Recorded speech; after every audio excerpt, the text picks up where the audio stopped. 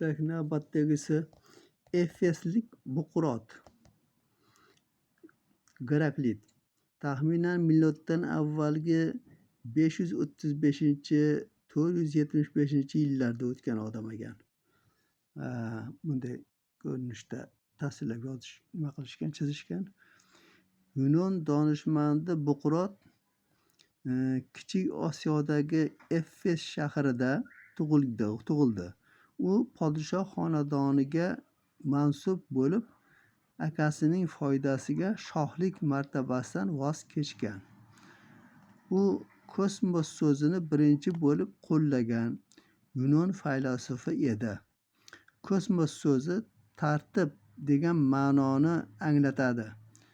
Bu so'z dastlab davlat tizimi va hatto ayollarning tartibga keltiruvchi pardoz-andoz anjomlariga nisbatan ham qo'llanilgan. Kosmetika so'zi shundan kelib chiqqan. Buqurot janjalkashligi tufayli vatandoshlari bilan chiqisha olmagan. U tarki dunyo qilib, umrining oxirini tog' toshlarda o'tkazgan. Bizgacha uning tabiat haqidagi dostonidan 130 ta parcha yetib kelgan. Hamma narsa o'tkinchi va o'zgaruvchandir. Buqurotning bu fikrida Pittakning yaxshi inson bo'lish mushkuldir degan aqidasi o'z ifodasini topgan. Olimlarning aytishicha, hamma narsa o'tkinchi va o'zgaruvchan iborasida asosiy urg'u hamma narsa so'zga berilishi lozim. Zero o'tkinchi so'zi hamma narsaga, butun borliqqa xos sifatdir. Buqurot o'zining bu fikri orqali borliq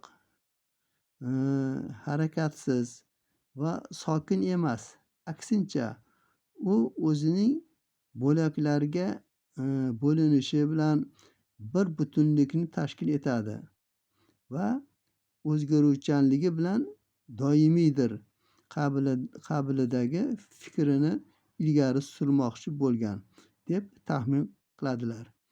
Ba'zi manbalarga ko'ra, Buqurot bu iborani hamma narsa ilgarilama harakat qiladi tarzida ifoda etgan ekan.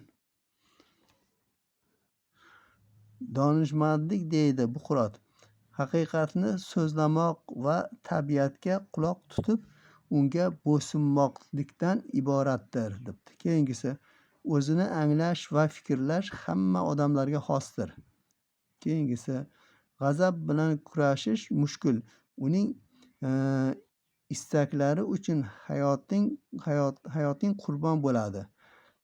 Lazzat bilan kurashish esa undan ham qiyin. Endi bu g'azab bilan lazzat endi shaytonni nimasida, u bilan qiyin, u bilan kurashib ketish. Keyingisi, tabiat yasharishni sevadi. Ko'z quloqqa nisbatan ishonchliroq guvohdir. Haqiqatdan ko'z bilan ko'rgan aniq bo'ladi, quloq bilan eshitgandan ko'ra. To'g'ri. Toki biz tirik ekanmiz, ruhimiz o'likdir. O'lganimizdan keyin ular tiriladi. Endi o'lik emas, endi uxlatib tushirilgan ruhlar, sinovga tushirilgan ruhlar deyiladi endi aslida.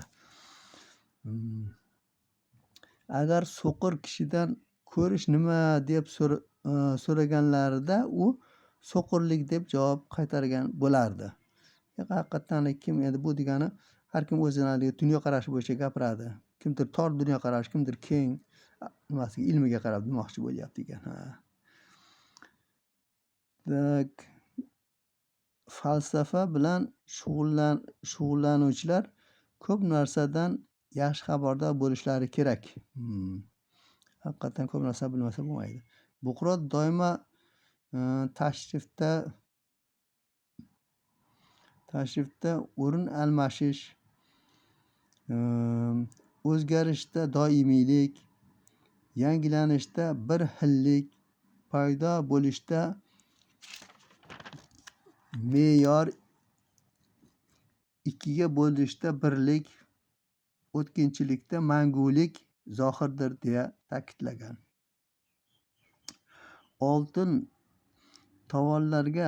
Tovarlar oltinga almashinilganidek hamma narsa olovga, olov esa hamma narsaga almashiniladi. Endi bular haqida gapirsa gap ko'p ekan.